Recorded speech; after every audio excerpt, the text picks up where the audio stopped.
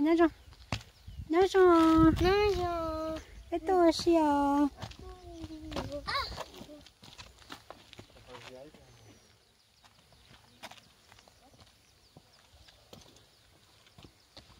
chercher des câlins. Viens, viens. Viens, viens, je l'appelle. Evan, viens. En plus, avant, moi j'ai trouvé. En plus, avant, moi j'ai trouvé un lézard. Oh, il y a un lézard. Oh, j'ai vu. Moi j'ai vu un lézard, moi. Doucement, Lana. C'est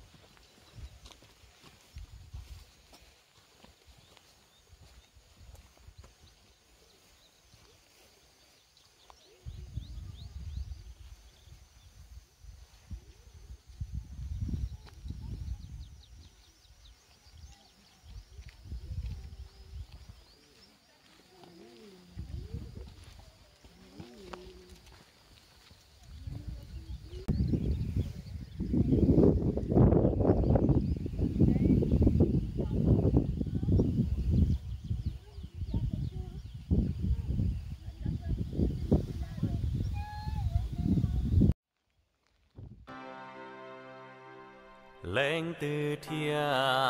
lũ thia ya cunia mua cho xia là đi thái suốt xia ya cú chơi ha ya cunia qua từ cho cú tàu nó lo ya cunia qua mùa hạ đê là pin lũ của mùa hiết dư pin cho kê khứ mùa sông đông đàn cho tì hà rong pi chỉ tao kê luôn đời của nia lên từ mùa xia rong ya cunia mò xia kia có cún rơi qua chữ đu cho cú mù tua cú tê là hà đê thế và trẻ khó xa cho cú bự mùa hạ đê lo pin lũ của mùa hiết dư pin cho kê khứ mùa sông đông đàn cho tì hà rong vì chỉ tao kê luôn đời của nia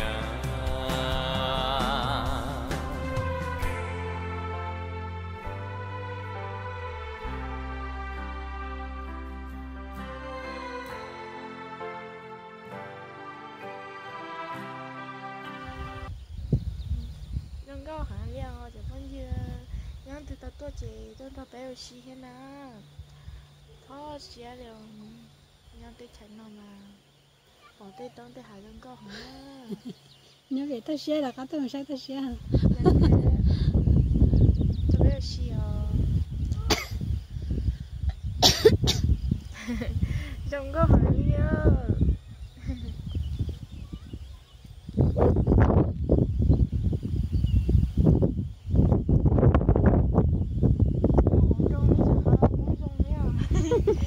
Tao sẽ đi chị cũng rồi.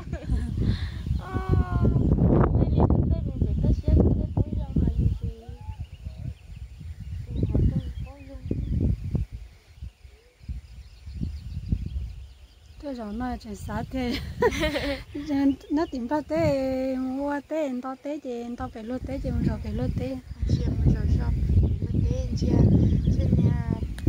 là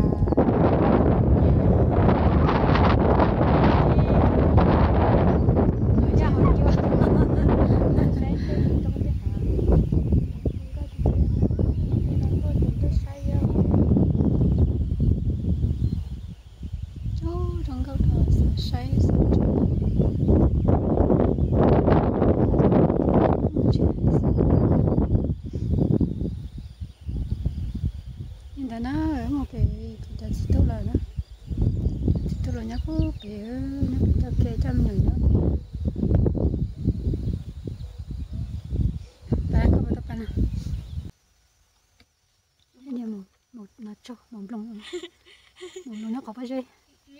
đâu là nơi thì chúng chân cầu chân nó mình cha không có chỉ chắc là nó thôi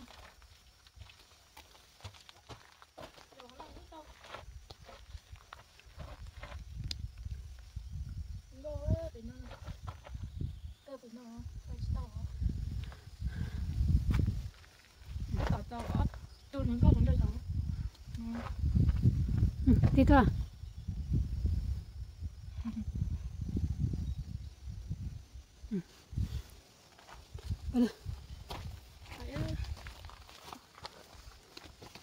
nó xíu này thôi nè nằm mà tôi đủ lực sao tụi nó xíu đồ sầu sao mà bị cho mẹ đồ sầu lo luôn bên gì trong cái vali còn lòng lớn gì trong một xí tao thì lo cho nó cho phố họ lo lô sẽ tỏi rồi có bao nhiêu đã lo bao nhiêu rồi nhỉ nó cho bé mình chơi to nó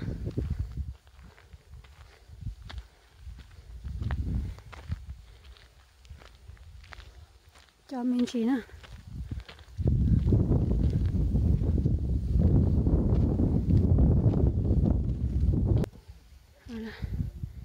thì cũng chơi họ lọt sát xuống nó hơi tàn đi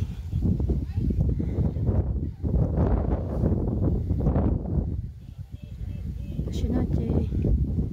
thì tôi nhớ phố to lên từ gió lu cu ya cu nia to thiên địa từ mùa kia chuột xia ya cú tàu na yo nữ ó sai tê sơ lỡ chập lỡ yo cú y lên nia mùa hoa đê lo pi nơi lũ của mùa hiết chữ pi nơi cho kê khứ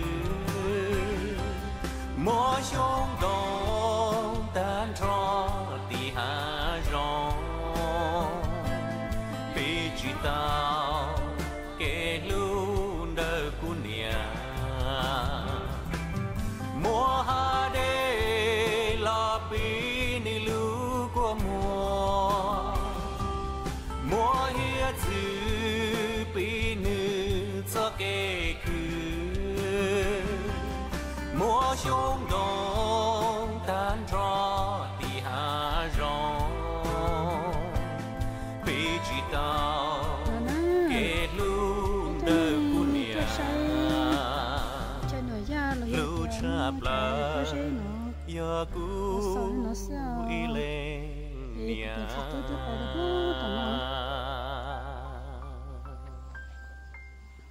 tôi muốn đây phụ tao nó mua phát kỹ tôi hay nè chị bé một chị xin á nhà tia